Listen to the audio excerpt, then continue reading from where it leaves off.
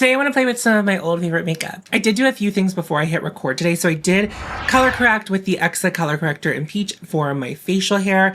And I did my eyebrows with the UNLEASHIA brow gel and the MORPHE brow pencil. And I think I used the shade Latte. I also primed my face before color correcting with this. This was the first thing I used today that was like an old favorite. I'm definitely almost done with this. There was a moment where I thought I was done with it because it wasn't pumping anymore, but I had been storing it on its side, but then now I'm storing it vertically. It is starting to smell a little bit weird. I think this is close to 2 years old now, and this is the old formulation, and I think the new formulation has been around for about a year, but that's why my skin's looking a little bit glowy. This is why I liked it. Look at my skin. It already looks perfect. It's like I almost don't even like need to do more complexion products, but I am going to.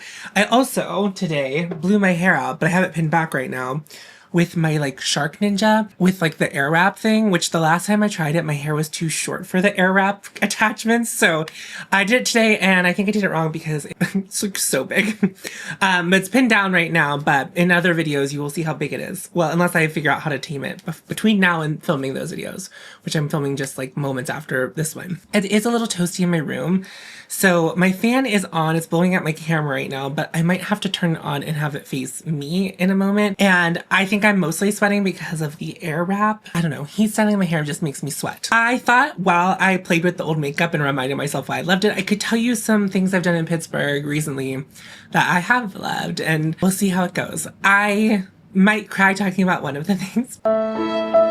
So we'll just go through them. And I think I'm going to start with my eyes today. I'm not really sure. So, and I also will like get you caught up on the gala. I pulled a couple things out for eyeshadow today. I have one of the Charlotte Tilbury Pop Shots, Hypnotizing Pop Shots. And this was when it was, I bought this when it was originally released as like a limited edition holiday thing. I have the shade Smoky Quartz. This was a favorite on my channel for a long time. You can like definitely see that it has quite the dent. There's some hard pan. I only really apply this with my finger. I don't have any issues picking it up with my finger, and that is how I tend to apply it. So that was one option. If I want to take a little more time with my eyeshadow, I thought I could use the Makeup by Mario palette. This is Ethereal Eyes, and I also bought this on its first run whenever it was limited edition. And I mean the first run. The packaging is different on mine than the current iteration. I guess this is still kind of a relevant product. Is it permanent in the line now? I think that they should have just done that from the start. And then I think that they should do limited edition Ethereal Eyes. And this is like the one, and then all the other ones are like takes on Ethereal Eyes. If that's what they want to keep doing, that's my opinion. I'm going to open this carefully because I haven't opened it in a while and it's possible. But if you were here, this is my custom Pat McGrath palette that has, yeah, one of them is popping out. It has a bunch of the special shades in it, and I thought maybe I could use one of those shimmers in conjunction with this. And right now, as I'm looking at this palette, I'm kind of drawn to the blue. Like, that's what's singing to me. I do want to do a cool toned look, which is why I bought Smoky Quartz out. We'll use some of the mattes from Ethereal Eyes, and then I will use some of the, well, one of the blue shimmers from the Pat McGrath palette. That sounds good to me. So we're going to get into that, and while I'm working on that, I will tell you about the Goth Gala. So the Goth Gala party, which was so funny because the Mattress Factory just commented on that video a couple of days ago. And the Mattress Factory was the museum that was running the event. So it's a fundraising gala that they do every year for the Mattress Factory. The Mattress Factory is a like kind of quirky alternative museum in Pittsburgh. When I talked about it in my last video, there were like people who don't live here who knew about it. It is like a thing TM. They tend to feature a lot of like BIPOC artists and a lot of queer artists. The artwork is like maybe I want to say like off kilter, but it's like not like classic. It's not normal. There's this one room, I forget who the artist is. I'll post a picture of the room. Dolls, or like they might be puppets, they might be marionettes, but there's like I think they're dolls, and the room is just like these dolls. They're so cool. I love that room. I've only been there actually one time to see it as a museum before going to this event, but it was like a thing that all the cool kids did. There's a lot of good photo ops in there, but there was this one exhibit that was really wild when I went, and it was like they had like all of this like machinery, and it was like stretching out silicone that was flesh colored, and I loved it, and it made Tiff real uneasy. And I said, there are two types of trans people in this world: the ones that this will speak to and make you feel validated, the other kind of trans person that when you see this will scare you. And that was that was Tiff's experience. But I really loved that exhibit. I'll have to like go see if I can like find that, because that was really cool. And if it's like in another museum being shown somewhere, I think you should see it. But if it's still in the Mattress Factory, then you should see it there, because I really liked that exhibit. It was very, very cool. The gala, the gala, the gala. Everyone's wondering about the gala. I say it as probably no one's really wondering about the gala. I got my ticket through a friend who like had discounted tickets, and this was like a thing that I wouldn't usually go to, and I'm trying to do more things that I wouldn't usually say yes to, and it was like a reason to buy a dress and, you know, go to an event, and I was just kind of like excited about doing something like that. I went by myself, like we were all meeting there. That's a little bit unnerving to go to an event that you've never gone to before, like, and a kind of event that you wouldn't usually go to. Like, I'm not going to galas every week. Love supporting the arts, but it's not something that I can financially like always do. And maybe if I was buying less makeup, I could. And Kelly Gooch has already done like a series on this, and so has Samantha March. So I'm not planning on doing like a series of like what I've spent my money on instead of makeup, because I've just been doing it more organically and I don't feel like talking about it. Not that that's a bad thing. I really think it's a really smart kind of content to make, but I think something I'm considering moving forward with my content is to not do something where I feel like super pigeonholed in what I'm doing. I want to do beauty content still, but I don't want to only do beauty content. And it's like, I loved doing low buy content and for the last couple of years, and that feels also like there's always so much to say, I feel, in those spaces. And it feels like if you're like making those like listicle style videos, it's like you're kind of just making the same video over and over again. Again, that's like not shade to anyone who makes that kind of content, but for me personally, that's how it feels. It feels like a trap, and I just like don't want to be stuck in the listicle trap. Like, I don't want to make a listicle video. I'm so sorry. I'd rather sit here and talk to you about nothing for 30 minutes while I do my makeup, and we could talk about the makeup in that 30 minutes, but we could also talk about other things. I was not aware that the event was going to be mostly outside, and if I had known that, I would have gone with one of my other dresses that I had like bookmarked as like an option, gone with that instead of what I did, because my gown was, it was mostly to the floor. I don't think it was like completely touching the floor, but a mostly to the floor gown. I was wearing opera gloves to start. They didn't stay on for very long. I walk in and it's like the most, I knew there was going to be a lot of people, but I walk through the pearly gates of the event and I'm greeted with 3 different sound sources at a volume that I cannot even fathom. I love going out dancing. Music's loud, lots of people. I love going to concert, loud music, lots of people. So this is like not an environment that I should feel overwhelmed by, but the problem was that there was like multiple sound sources, meaning 3 different musics, people speaking all at once, and it's like so loud. To my right there was a DJ, and this was like outside, and there was a bar like kind of like right as you walked in, and then to the left was kind of like partially inside the museum, but they had like the doors open. I don't really know how to describe it, but like the doors like all the way open, like there was no dividers, if that makes sense. So it's like the windows were all the way open, and there was like kind of like you go in there, and there was like a DJ in there as well. So like 2 different DJs playing different music on either side of me. And then a little bit like further away was like the main tent where like most of the stuff happened. Over there was like, that's where live music was happening. And it was just, that was a lot to be throttled into by myself. And then I still had the opera gloves at this point. So I texted my friend Rebecca, who I was going to the event with, and I was like, I'm here. But it took me a really long time to tape that with the opera gloves on, because they weren't like gloves that were made for texting, and I didn't want to cut holes in them, because every time I do that, I've had a couple pairs of opera gloves before, and I've always done that so I can text more easily at the event. And that's like mostly just to find people. When I had typed the first couple attempts was just and I kept hitting enter, and there was just like just so many just like lots of M's, and I don't know what was going on. I don't really know what was happening, that it was like only M's I was able to type, but that was what was happening. I eventually got to the point where I got the message typed, and it took Rebecca a while to get to me, to find me, because there were so many people. There were so many people. And so then we go to the main tent where like the live music was going to be happening. And well, I did like a once around trying to find people I knew. And the only people that I knew in some capacity were the service workers at the event. One of the people I ran into is, she owns like a hospitality business in Pittsburgh. So like she's very commonly at these things, and she used to be a client at a place I worked at, and so I saw her and I was like, what's up, girl? And that was really fun to see her. She was like, oh my god, you look so great. And it was really fun. Me, Rebecca, and her boyfriend are all trying to talk in that main tent, and we were screaming at each other. Like, and I mean screaming, like at a concert, sometimes you're screaming at your friend to try to like communicate something to them. But like, it was too loud. Like the music needs to be like just loud enough where it's like, you can dance to it and you're not going to look like an idiot, but not so loud that if you want to have a conversation that it should feel like a task, you know, like, and it really was like a task. And I had people like screaming, genuinely screaming into my ear, and I could not hear them nor understand what they were saying to me. It was just quite overwhelming. And that was kind of like how I felt about the event the whole night. And me and my friends, once we got to the end of the night, well, like actually more like the next day, we all kind of decided like, we don't need to do that again next year. The only way I would go again is if I got invited for free. Because I don't think it's like worth spending money on. I mean, it's worth spending money on if you want to like give money to the mattress factory to support their endeavors. I think that is a worthy cause. But I think as an event to go to just for an event, I wouldn't want to do that again for that amount of money. Worth it to support them, not worth it as an event to go to. Because it kind of struck me like this gala, and this might be what all galas feel like if you are someone who is not like wealthy. It felt like a party for people who like don't know how to have fun on their own. Like, or like how to have fun otherwise. Like that was the like real genuine energy. Every time I've told this story, people have been like, oh, it's really big bummer that you didn't like it. I still had fun. I think having fun and trying new things all worthwhile. And now I can say I've done it, and now I can confidently say that's not an event I need to go to again, unless I like hear through the grapevine that they like fix a lot of the things I had issues with.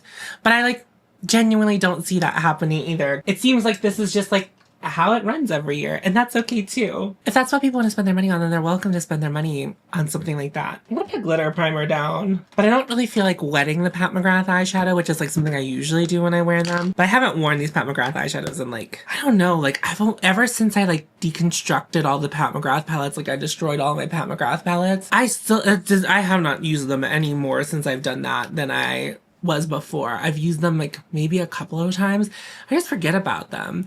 I'm so much more inclined to use like a individually packaged eyeshadow at this point. Oh, I do want to say I am planning on in the next couple of weeks updating you on like all of the stuff I bought to review earlier in the year, like forever ago. I am planning on like following up on that. This is a blue from, I think this is like Mothership 2. Oh, that is pretty. I'm happy I went. And then the tickets were, for me, these were like discounted tickets. They were like $63. And it's like, I would have rather just have gone to like a nice bar or like one of our favorite bars and spent $63 there. Use the $63 for other things. I'm trying to be like more, like I want to try new things, but also I'm trying to be like more aware of like, what would I have rather done with that money? And it's like, I would have rather had a night with my friends, either getting a nice meal or just like a couple of drinks just with us in a place where we can all hear each other and have like beautiful conversation. Cause there was a group of about like 6 or 7 of us like all together that were hanging out. I'm gonna take my finger, just blend out the tops and the edges here. This is like maybe a year ago or more. I was talking about a color from a Pat McGrath palette that I was using in the video. And I like attributed it to the wrong palette, and someone was like, wow, as a former Pat McGrath stan, it seems like you can't remember. And it's like, yeah, I let go of that information because it wasn't relevant to me. And it's like, I don't really want to think. I'm going to take another shade and just kind of like pop it in the inner corner. It's like, I can let go of information that's not necessary. And it's like, it's really cool if like makeup is your thing and that's like what you want to know about. And I do want to know about some of it, but it's like, I don't really care which Pat McGrath palette the eyeshadow I got came from, because what I would say to you, if you really like this blue eyeshadow on my eyes, I wouldn't say go get it from Pat McGrath. If you really want one blue eyeshadow, just go buy one beautiful blue eyeshadow. There's a lot of indie brands that have not the same exact texture, but a very similar texture that you would get a very similar color off of. So go buy it from them, as opposed to like buying the $130 Pat McGrath eyeshadow palette, you know? So you don't really need to know which one it came from. Oh, I need an eyeliner. I'm gonna put Ash from Victoria Beckham in my waterline. This is why we do our eyeshadow first with a Pat McGrath. That's why I was like, if we're doing Pat McGrath, this all needs to happen first, honey. Oh, I forgot to mention at the beginning, I prepped my lips with the Pat McGrath, no, the Charlotte Tilbury Plumpgasm and like the Fair Light Plumpgasm. I'm not gonna put lashes on in this video. Tint sent me their half lashes. Angie sent the half lashes over. There was like 2 sets of them. I gave the other set to Tiff. I either tried a half lash, but I don't like strip lashes. typically, but I've never tried a half lash, so I think I might like these. So I'm gonna give at least one of them a try at some point. And I also have the Poudre palette as well, which when I first got it in the mail, I was like, oh, it's gonna be green, but there's a lot in here, I think. Especially like the burgundies. Although I will say non-judgmentally, because like I probably would run into the same issue if I was a brand owner, but it's like we really like green. I feel like a lot of our palettes have like green elements in them, but this is really pretty. And then I'm gonna put mascara on. I'm just gonna use the Noir lash tint. The next thing I'm going to tell you about is like not something that one can go see anymore, but I do want to tell you about it because I had a great time going to it. City Theater, which is a cabaret theater in Pittsburgh, did Hedwig and the Angry Inch, which I had not seen before I saw this performance of it. And Treasure, the actress who played Hedwig, is a friend of a friend, and I had met her before, and I wanted to go see her do this. And I'm trying to do like more theatery or like art things to like expand my mind. I wouldn't say I'm like someone who like in general like does like live theater. So I had never seen Hedwig before. Fortunately, Treasure hooked me and my friend up with comped seats, and we just had to pay like the fees on the tickets. We didn't really get to pick where we sat, so we ended up sitting. It's a cabaret theater, so there's like table. You can eat dinner, have drinks. You know, there's tables. We ended up sitting like at the stage, so like we had like a little bar to like set our drinks and food on, and then there was the stage. Treasure was like right there, and if I put my hand out, like Treasure didn't even really have to like bend over to touch me. She was like right there. She was like we were right next to the band and the speaker. It was just like I couldn't really I don't think it's a problem with diction for Treasure. I don't think that's her fault, but it made it hard for me personally to follow the storyline. I'm going to use the magic shade in Kosas Corrector just for under the eyes real quick. If you've never seen Hedwig, I won't like really do spoilers. I like heard enough to know what was going on. She did such a great job. I had never heard her sing before, and she's so talented. Between you and me, she's like maybe one of the most stunning human beings I've ever seen. Like, I have like a little girl crush on her. I love her. She's so beautiful, and she's like in person, she's just lovely. She's just lovely. But that was also my first time in the cabaret theater. It's connected. If you're from Pittsburgh, it's like if you go to Meat and Potatoes, you're also in the same entrance as the city cabaret theater. There's like a bar between the theater and the like entryway where like Meat and Potatoes is. I don't know if you can go to that bar just to have drinks, but I would do that because it's kind of like swanky in there. And I don't know if it's only open during like show days and show nights, but I was like, I just would like to hang out in there. It was empty, but we were doing it on like it was a Wednesday night, I think, when we saw, maybe a Wednesday or a Thursday night when we went to go see the performance. And I'm going to use the WESTMAN Atelier concealer as my like under eye concealer on top because I have just been liking the brightened under eye, and I've used so much of that Kosas concealer trying to color correct with my beard area that I don't think it's worth passing on to someone. I wasn't aware of this, and I like did confirm. Linda, Glitter Fallout here on YouTube, we're friends, and we were Marco pulling about it, and she loves Hedwig. And she's seen it on Broadway, I think maybe a couple of times, and she loves the movie. And if you didn't know this, if you want to see Hedwig, John Cameron, what's his name? John Cameron Mitchell is touring the movie for its 25-year anniversary, and he's doing like a lot of dates, and I think there's like a whole talkback situation. He's coming to Pittsburgh and doing it at the Roxanne, but I know he's doing it in other cities as well. So if you're interested and like there's not a local performance of Hedwig happening in your city, that could be maybe potentially a thing that you could go see Hedwig and experience it, or you could just rent the movie. Anyway, what I wasn't aware of, 2 actors on stage and then there's the band. It's like mostly like a monologue. Like it's like I don't know how long the runtime was, but like an hour, 15-hour, 30-minute like long monologue. I like didn't know that was how it worked. And then I was like trying to imagine on Broadway, and I was like trying to imagine it in like a larger scale than where I saw it. And I was like, how do they even do that? Because it's just like a lot of talking and singing. I mean, there's obviously singing, but yeah. But it's beautiful. It was a beautiful story.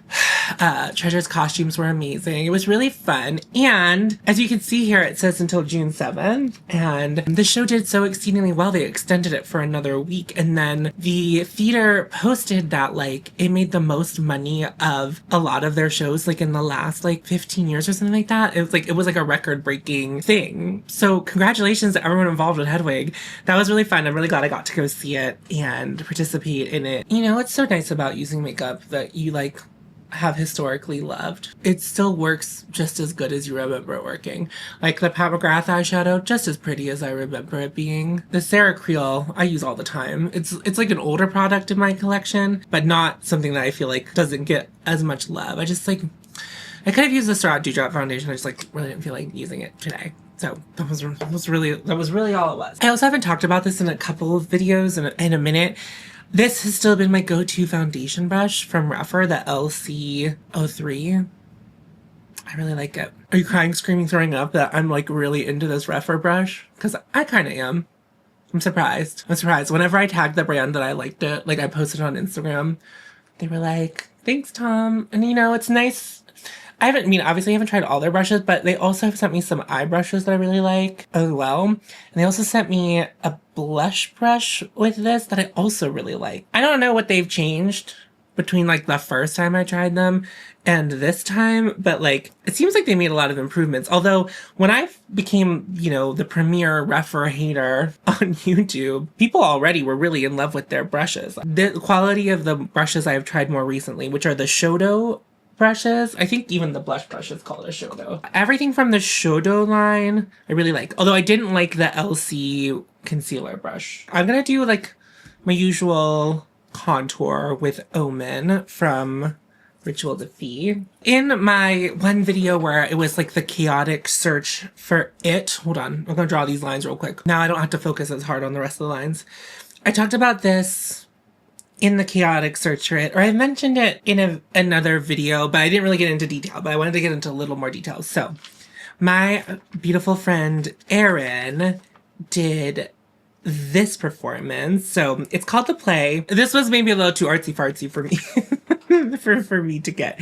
So it's an improvised dance performance, but it's like not completely improvised. So there's the three dancers and they have been working on this for like a couple of years now. I've heard about it and they've done a couple performances of it.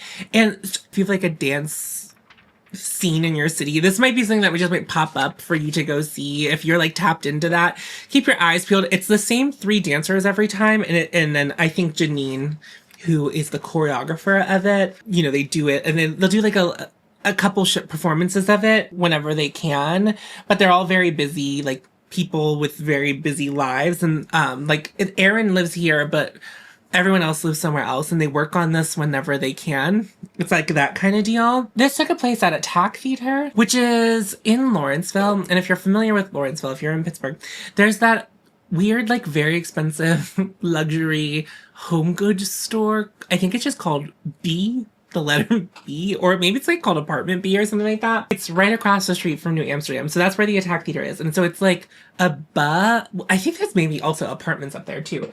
It's like above that. It's like just, I don't know. I think calling it a theater is very generous. It looks like my high school's multi-purpose room. That's not a true dig. It's like you do these things where you can, and money in the arts is ever fleeting. So like no judgment from me. It was the three dancers and there were like props on stage. So there was like a couple of chairs. There was like a duffel bag. There was like this platform and they would like, sorry, I try to describe this the best I can. They would like talk at each other and I don't really, like weren't really talking to each other.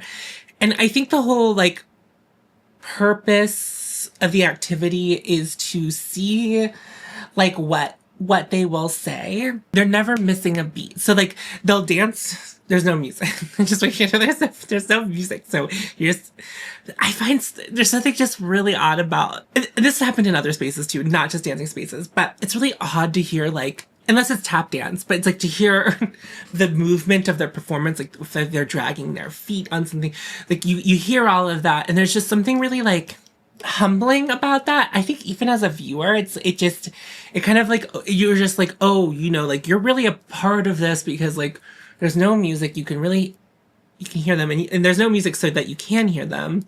whenever they're talking at each other, and they are talking at each other, I need to be very specific, they are talking at each other, like as soon as they'll dance and then they'll all stop and they'll look at each other. And then someone, I don't know that it's always the same, but someone will start speaking and they'll kind of like say the same thing over and over again. It'll be like, there's a ball over there. There's a ball over there. There's a ball over there.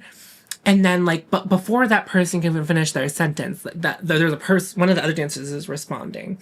And then like whenever there's like a lull in the conversation, they start moving and dancing again. They might change props, they might move props, and they might dance for a really long time before they speak again. And then whenever there's a lull in the dancing, they'll talk to each other again or at each other. Definitely talking at each other is like a better way to describe like the communicating that's happening on the dance floor.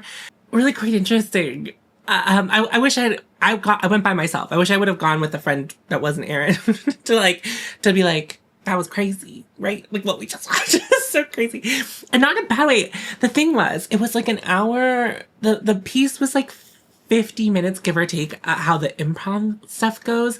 But like at one point, the one dancer who must have been like particularly horny that day was doing like the Superman pose on the ground. I was like, can you lick my hole? And I think it's supposed to be funny and you're supposed to feel the tension of like watching them dance and like listening to them. And like I laughed at that. Other people laughed at that. And then like there was like a part where like one of them definitely was on accident, like tripped one of the other ones. And like, then they kind of had like an interaction about that, where like they kind of like all laughed, but they kept dancing. And then, but it wasn't like there was an apology. It was just like the one dancer was like, you made me laugh. You made me laugh. And then, I don't know, it was really strange. It was really interesting. And what I will say is like, not a way I would normally spend a Friday night, but I also like enjoyed it and like liked it like a lot. It was very fun to go do and go see. And the great thing about it being like partially improvised is that it wouldn't be exactly the same every time I went to go see it. And I think that's just like really fun. And I don't know, I feel like the media, when I say the media, I mean like cartoons or like TV shows. I feel like I grew up, watching Friends, and then when I was older, like watching Girls or, things that took place like Sex in the City. There was like always a mockery of experimental art because it's like hard to understand. And I get where that's coming from, but I don't think any of us are too cool to participate in that kind of art or go watch it. And even if you walk away from it going, that was the weirdest thing I ever saw, you saw that weird thing. And like, maybe there was another fun thing you could have done that evening, but what if there wasn't? And like, that's exactly where you were supposed to be. And I just think that's really beautiful. And I had a great time and I really liked it. And I would go see it again. That was really fun. It was really fun. So again, there's not like official tours of this. It's just like, if you happen to see an ad for this pop up, the play by Janine Durning, Go see it. I recommend it because what I just explained to you is like not what you will see exactly. And is that so cool? Man, art can be so cool sometimes. I'm gonna use Condensate for my blush today. Okay, so we're now gonna talk about another thing that Erin did. I think I have my ticket, and I think I think I just have a ticket. But Erin at the New Hazlitt Theater, which is in the north side of Pittsburgh, has like this grant program. Erin's not the only person who's done that, gone through this program. Yeah, but like it's like you get the grant and then they help you with like the lighting, the sound, and all of that, so that whatever like piece you've been imagining. Oh, do I want to use a bronzer? I do, but I want to use a powder bronzer, so I'm gonna do creams first. She got this grant for her piece called Grappling. No, I want you to know, when I went to see Grappling, I thought it was going to be the thing I just described to you. Boy, howdy, was that not it at all. And I also had briefly mentioned this. But anyway, the New Hazlitt Theater has this grant program and they help you figure it out. And Erin's been working on this piece for a while. I think I actually did see another incarnation of this before it was what I saw it, like how I witnessed it. They basically like help you with all of that and you get to do 3 performances of your show. I think they help you with like the promotion of it, et cetera, et cetera. Like they're like there with you all, every step of the way. I knew Erin was going to be in the piece, but I like didn't know a lot about it or like how it was going to work. I'm going to powder while I continue to talk about this. Grappling ends up being an acronym. I'm not going to tell you what the acronym is. You have to go see it. well, I'm hoping that, okay, so they also do a recording. I think they do pro shots of each performance of it as well. So I don't know if it's something that she'll ever like post on YouTube or Vimeo or something like that. But if she ever does, I'll ask for permission to see if I can share it with you, because I would love to share it with you, because it was like, I think it was my favorite thing. I think it's like my favorite thing I've gone out and done this year was go watch this. And I like didn't even really know what I was in for. The TLDR premise of the show, and it's like, I'm gonna get into it as much as I can remember, which I only saw it one time, so keep that in mind, and I might misremember some stuff. But the show starts and there's 3 astronauts and they're like rolling around on the ground. There's like music playing underneath them. While the astronauts were rolling around on the ground, me and my friend I went with, we like quickly whispered. We weren't trying to be disruptive. I was like, which one's Aaron? So we both decided the one on the floor was Aaron. There's like 3 tiers to the stage. Then Aaron walked out from a door. Aaron walked out from a door. I was like, okay. So the premise of the show is that Aaron is a scientist and she is trying to figure out how to have the most, like, figure out the best way to live life. And the way that she is trying to figure out the best way to live life is to upload her whole family history into these astronauts in space and like, you know, do projects on them. So the projects end up being, or like the projects, no, what am I trying to say? Like the experiments that they end up doing are solos for each of the dancers to dance to. And then she like gives, after each dance, she gives them a rating. And then like the dance will be associated with like something in Aaron's life history. And it was like, so she had this whole setup like at the front. If you know, like math, do you remember like doing, well, depending on your age, some of you might not have experienced this by being too old, and some of you are probably like younger and like maybe didn't encounter this piece of technology I'm about to describe. So let me know in the comments. When I was in middle school, I feel like it was mostly middle school. I feel like I didn't see this in high school, but it was like elementary school and middle school. There was like a projector, but it was like, not like a movie projector, but like, it was a really big piece of equipment, and like you would take like, most of the time I was using math classes. So you would take a plastic sheet and put it on there, and you would take like a dry erase marker and you would write on the sheet and it would project that up on to a screen. So she had one of those. Experiments would happen, and then she would like grade the experiments on these different scales and stuff like that. And then she also had like things printed out on those sheets, and it was like such a wild concept. But like you learn parts of her family history while she's, you know, running the experiments. And like to me, and I didn't like really talk to her about it because it's her art and I wasn't really like reviewing it, but it's like I have questions. She had these like letters that her grandparents sent to one another during the war. And like, I need to be very specific that these weren't like love letters. They were like really everyday, like banal, like letters, just like updating each other about their lives.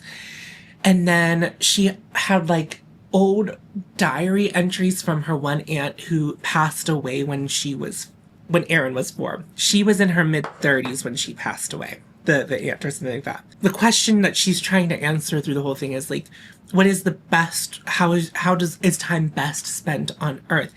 And she starts like assigning value to specific people's time. This was the first time I cried. The first time I cried watching the show was when she talked specifically about that aunt who passed away young, and also when Aaron was very young. She was like, her time was more valuable because it was shorter. Like there's more value to her time. Her time on Earth was more valuable because like Aaron is now older than the aunt was whenever the aunt passed away. And it was like her time on Earth was more valuable than mine because her time on Earth was shorter. And I cried at that. Oh no. I don't know why I cannot get through talking about this piece without like crying. I've cried every time except for when I told Tiff, but I was much briefer about it. And I don't think I had like fully set in like how much this piece moved me.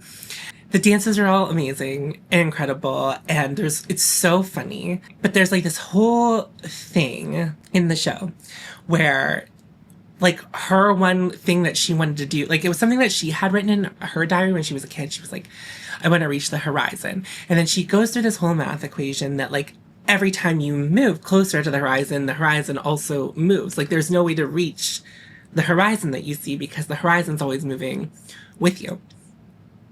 And then like, I'm gonna get through this. It's okay that I'm crying. It's okay that I'm upset. It's okay that I'm moved. I'm crying again. What? Oh my god, what is going on with me in this fucking piece of art? Like, it really took me. Anyway, back to the video. I just want you to know that I'm still crying. I'm still crying about it. I forgot to talk about this. There's a big moving staircase. There's like a scaffolding staircase that they're walking up and moving around while they're walking up. That was crazy. And I really wanted to ask, like, how did you guys get comfortable? Like, what, that thing was spinning around pretty quickly and they were climbing up it and down it and moving it. But the way, like, the way that like, I'm like leaving out enough detail that I feel like comfortable sharing the end, but hopefully I will be able to share this with you in some capacity. But also I will circle back to like, it might be something that you could see in person someday, but let me try to finish this. But the way that it ends is that like, what I'm assuming, it's not like explicitly said, but the way that it ends is like, they all the dancers are like moving the thing around and like Erin climbs the staircase and I think like she's reaching the horizon.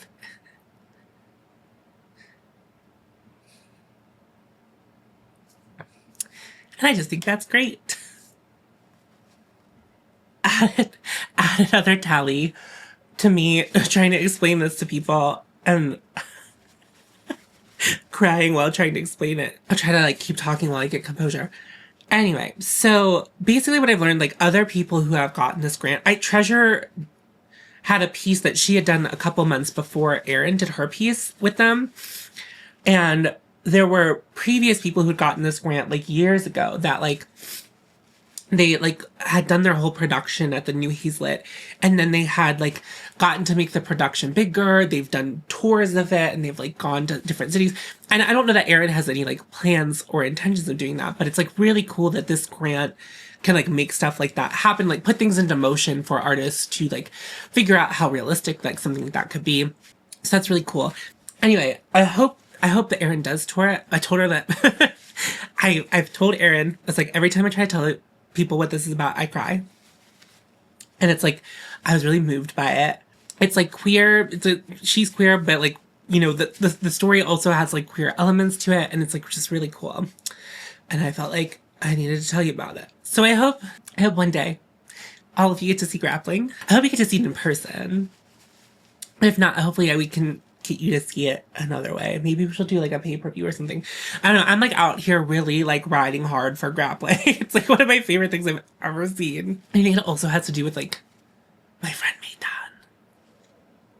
And that's really cool. Okay, before I cry all of my makeup off, let me finish the look. I'm sweaty. Let me just like get this together. I just like finished putting this look together, sweetie. Okay, I'm gonna use the Gucci bronzer. I'm gonna keep moving on. Speaking about makeup, let's talk about how I'm feeling about makeup these days. And like, this is kind of like, I have been, with the new makeup releases, I just like don't care.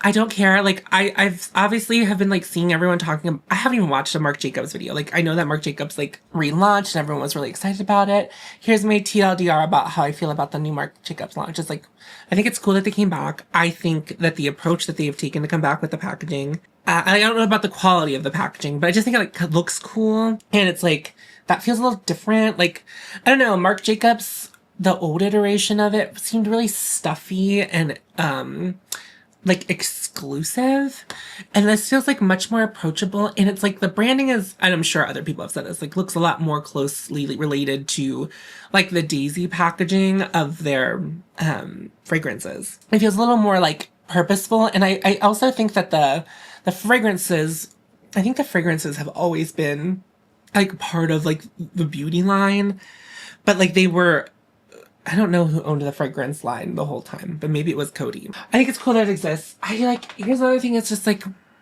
I feel very content with the amount of makeup I have, and I'm still happy to review it. And I still really love makeup. I'm seeing makeup more and more as time progresses as like much more of like a utility. And like that definitely people are still launching things that I'm interested in and like, but like I just have been much more into like putting it on these days rather than like spending free time thinking about it all the time. Like, you know, to talk about new makeup releases, to review new makeup releases, it's like you really have to like stay up on that. And I have very little interest in doing that recently these days, which has, I think, been part of my quote unquote struggle. But I also just feel like, personally, I feel like the makeup world is in shambles right now. It's like, I've never felt since my time in beauty more on the outside of it than I currently do. And that's like partially like my own doing by like not wanting to be like as like, you know, not spending as much time thinking. Bless you. I cried Pat McGrath shimmer to my under eye. I feel like the beauty world is in shambles right now. I think we've just like hit the limit. You know what I mean? Like, of course, like formulas and textures can be improved upon. I don't know. I think like, and also like the more and more I have like stopped paying attention to new releases. I still watch like beauty videos, but it's like not stuff that I'm like paying a ton of attention to. I still obviously really love the artistry of makeup, but it's just like, I just feel like, I don't know. Like, I feel like you did a temperature check in the beauty space right now. It just feels wretched. And it's not like, it's like kind of just like an amalgamation of everything. It's like there's too much makeup coming out. There's too many brands coming out. There is just, it's like brands keep claiming that they're innovating, but like I don't really know how much there is still left to innovate on until there's like makeup that will do it for me. Until I can buy makeup that will like literally, like I don't have to do any work in. It's just like I've hit the pinnacle of it. Like and like, it's not to say I'll never buy makeup again. But it's just like, I will say something it's really helped me like not obsess about it and not wanting to spend money on it. It's just like not paying attention to it. And I like, there is a former version of me where that wouldn't have been an option, but it feels like a really easy option for me now. And it's not like a been there, done that situation. That's not the vibe that I'm feeling. It's just like, I need to like take a break from you for a while. And not only that, I just, you know, I continue to think that like navigating the beauty space as a consumer right now feels near impossible to do responsibly, I guess, is like the word I want to use, or like in a way that, yeah, I guess responsibly is the word I'm looking for. Like, it just feels like really hard to like navigate the beauty space responsibly. And because it's like, and then you start thinking about it too much. And then as soon as you try to navigate the beauty space responsibly, then people pay attention to everything you do. And then you get criticized for like not doing something the way that people want. And it just, you know, and then feels wretched. It feels like there's the makeup police are always out to get you. It's really kind of what it feels like. It's like then it just like, but then thinking about makeup then becomes even more overwhelming and more like, I don't want to touch that. Well, I know obviously not that I don't want to touch it. I love putting on makeup. Falling back in love with the application process of makeup. I mean, I mean, like, it was always my favorite part of makeup, but it's like, I've been doing that more and that feels great. I love that. Just like putting it on. But yeah, like I feel bad. Like people tag me in new launches sometimes or like send them to me in DMs and it's like, who cares? Who cares? I got other things going on. I'm seeing Grappling. I'm going to do other things. And not that you can't do other things and still enjoy makeup. But it's just like, something that I said that then someone said in a comment back to me, it's like the makeup, if the hobby of makeup is spending money, which for some people it is, and it's like, that's not a hobby that I'm like super interested in considering a hobby. But if the hobby is like makeup artistry or putting makeup on to feel good about myself, I'm very into that. And so that's kind of like where I've been landing more. Okay, let me take off the lip prep. This is something I bought for the event at the Mattress Factory, the Jordan Liberty lip liner in the shade Rated R. I was using it as a full lip product. I've already used so much of it. I'm going to use it as like a genuine lip liner today.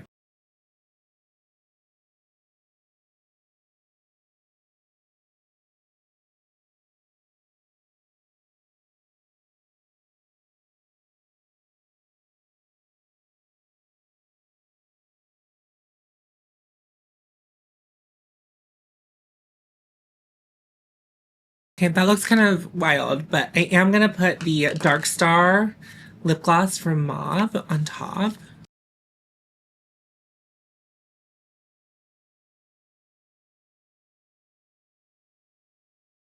I wasn't expecting this makeup to be what I ended up doing today, but it is what I ended up doing today. I'm gonna set my face with Fix Plus from MAC. I still have this old bottle of it. Oh, I haven't sprayed Fix Plus in so long. It smells so good. I know I already said this, but this was not how I expected my makeup to turn out when I started this video. But I'm kind of glad it did. I love the blue. I love the dark lip. I'm feeling sexy. And then the hair calmed down a bit when it was pinned back, which well, I mean, we'd love to see. I wish you would have seen it when it was crazier though. But hey, I'm gonna go film another video for you. But if you are new here and you enjoyed it, go ahead and hit the subscribe button. I'm on Patreon and I have channel memberships. If you like my vibe and you want to support me further, you can do so over there. Thinking of that as a way to just like in general support me. I do additional content over there, but it's like, it's not like a super robust thing. Think about it, it's like, I really like Tom. And I like want them to keep doing this, so this is a way I'm going to support them doing it. Don't think of it as like I'm gonna get so much bonus content, because that is like not really the vibe over there. It's just a way to support me. Not the only way to support me, and not the best way to support me. If you are here liking, commenting, and sharing, that's plenty. In my pinned comment, as usual, I will have links to support people who need your help, people in Gaza, in Sudan, trans people in Kansas, support trans people everywhere. Happy Pride! I keep saying, I was like, earlier today I was like, remember to say Happy Pride. It was a little later in my video than I wanted to, but Happy Pride. Remember to follow your hope and you'll find me. And I'll see you in a video very soon. Go forth. Tits out.